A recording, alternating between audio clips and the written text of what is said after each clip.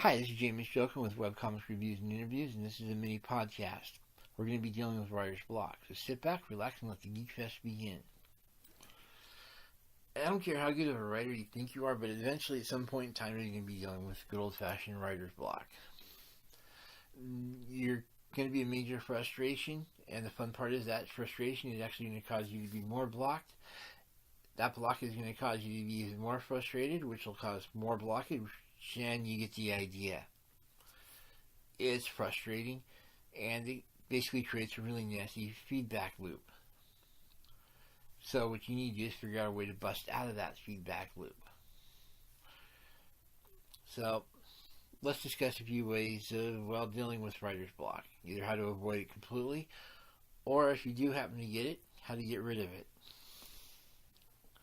Alright, before we get really going hardcore, keep in mind that writer's block in itself may not be a bad thing. Occasionally what's causing the writer's block is subconscious saying, hey, this just isn't working, stop, figure it out, and then you'll be able to go forward. A lot of writers will tell you this really cool phrase called kill your darlings. All it means is that occasionally you'll do something really, really cool, get really, really excited about it, and then realize it doesn't work. Or worse yet, in order to make it work, it would require a lot more work. So, you've got two options. You can either delete the thing completely, or you can shelve it and put it in for later. Relative to what you're doing currently, however, this means that either you've got to completely thrash whatever you're working on just because it's totally not working, or you need to figure out backtrack and delete to wherever that point is, or how to build up to that, build something up, or basically modify what you have. Keep in mind that you're going to hate having to kill anything because you put all this blood, sweat, and tears into it, but don't sweat it. It's part of the process. Every writer has to go through it. Every writer will have an entire collection of darlings that they've killed.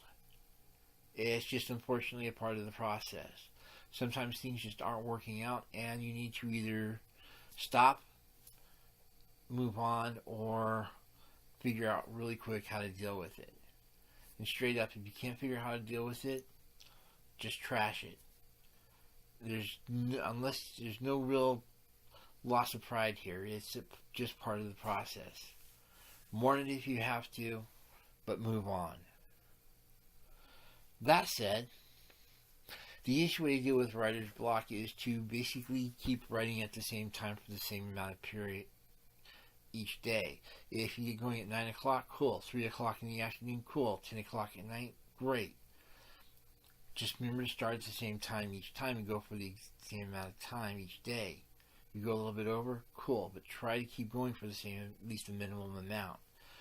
And it doesn't matter if you're actually writing, or if you're doing outlines, or you're doing brainstorming, or you're doing research. As long as you're doing something that moves the writing forward, you're doing good. So if you end up having a writing session where all you do is get this really cool brainstorming thing about how two of the characters' costumes work, and you don't get any actual writing done, hey, you've done good. You've done something. You've accomplished something. You're good to go. However, in order to get past the writer block, keep in mind it also helps to keep the area around you nice and organized. Generally speaking, the fewer distractions, the better. If necessary, go out and talk to people. Have hobbies. You're allowed to. Go play cards. Go to a meetup. Go lose yourself on social media or something. Just something that allows you to interact with some people, at least on some level. For other people, going out and getting some exercise. As a writer, you're going to be cooped up in the same area. Sometimes just taking a quick 20-30 minute walk instead of writing tends to work wonders. Other people tend to be a lot more extreme. If you have to do an Ironman marathon to feel good about yourself, and if necessary, read or watch TV. You'd be surprised how well that inspires you to actually do stuff, as well as allows you to keep track of what's going on. So, don't sweat writer's block if you hit it. Figure out what the problem is. If you can't, go distract yourself for a little while. At any rate, good luck, and I'll talk to you later. This has been a mini podcast of webcomic reviews and interviews. It's on Thursdays from 7 to 8 p.m.